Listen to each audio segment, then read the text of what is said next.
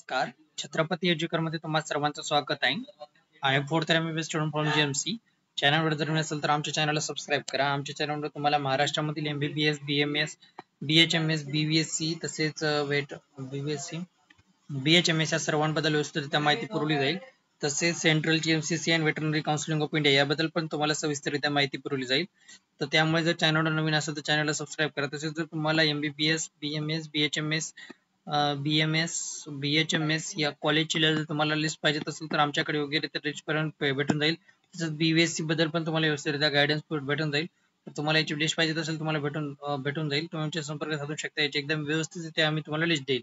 तर सुरुवातीला सांगतो तुम्हाला जे काही कॉलेज पार्टिसिपेट करणार आहे काउन्सिलिंग प्रोसेस मध्ये त्या कॉलेजना एनएमसी न सीट मॅट्रिक्स मागवलं होतं. 17/7 पर्यंत ईमेल न द्यायचं होतं. तर त्यामध्ये काही एनएमसी न जे आहे काही कॉलेजचे जे आहे बॅन केलेले आहेत. तर उद्या आपली काउन्सिलिंग आता आज सुरू झालेली आहे 21/7/2025 ला एमसीसी ची. तर एमसीसी च्या काउन्सिलिंग थ्रू आपल्याला जे आहे काही कॉलेजने एनएमसी न जे आहे बॅन केलेले आहेत. तर टोटल जे 26 कॉलेज आहेत एनएमसी न ते बॅन केलेले आहेत, टोटल 26. आता त्या कॉलेजची लिस्ट आपण थोडक्यात बघून घेऊया. तर सर्वात महत्वाचं जर बघायला गेलं तर आंध्र प्रदेश मधलं एक कॉलेज आहे, आसाम मधलं जे आहे एम्स कॉलेज बॅन केलेलं आहे. त्याच्यानंतर जे आहे छत्तीसगडचं जे आहे छत्तीसगडचं पण एक कॉलेज आहे. त्याच्यानंतर दिल्लीचे 2 कॉलेज आहेत, गुजरातचं एक आहे. त्याच्यानंतर बोलायचं झालं तर गुजरातचं दुसरं एक आहे. गुजरात 3 कॉलेज आहे टोटल. त्याच्यानंतर गुजरातीतील जम्मू काश्मीरचा एम्सला बॅन केलेला आहे. त्याच्यानंतर जे आहे कर्नाटकाचं पण एक कॉलेज आहे. त्याच्यानंतर हे एक प्रायव्हेट कॉलेज आहे, दुसरं पण कर्नाटकाचं प्रायव्हेटच कॉलेज आहे. त्याच्यानंतर बोलायचं झालं तर आपल्या केरळाचे एक कॉलेज आहे, मध्य प्रदेशचे 2 आहेत, इंदोरचे कॉलेज यांना जे आहे एनएमसी न बॅन केलेले आहे. तर सर्वात महत्वाचं त्याच्यानंतर जर महाराष्ट्राचं जे आहे आपल्या सिंधुदुर्ग शिक्षण प्रकाशन मंडळ जे medical college life time hospital आहे याला पण एनएमसी ने यावेळेस बॅन केलेलं आहे.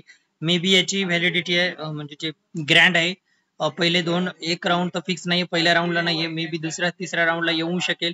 आपण बघूया काय होते ते. त्याच्यानंतर मेघालयाचं एक कॉलेज आहे पीए संगम इंटरनॅशनल हॉस्पिटल, ओडिसाचं पण एक आहे. त्याच्यानंतर जे आहे पॉंडिचेरीचं एक आहे, पंजाबचं एक आहे डॉक्टर बीबी. त्याच्यानंतर जोधपूरचं जे आपलं एम्स आहे त्याला पण बॅन केलेले, म्हणजे टोटल 3 एम्स झाले आतापर्यंत बॅन केलेले.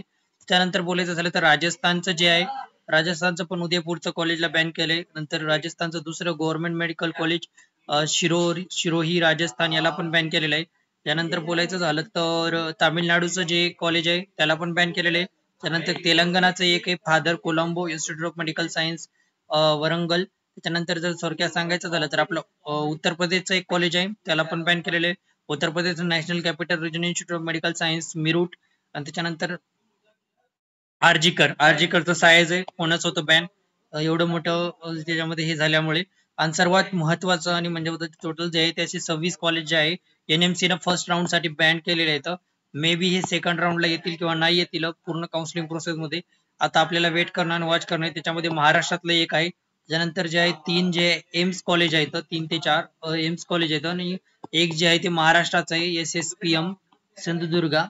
हे जे कॉलेज आहे ते एक त्यांनी बॅन केलेले प्रायव्हेट कॉलेज आहे आपल्या सिंधुदुर्गामध्ये. हे थोडक्यात माहिती. व्हिडिओ आवडल्यास व्हिडिओला लाईक करा, चॅनलला सबस्क्राईब करा.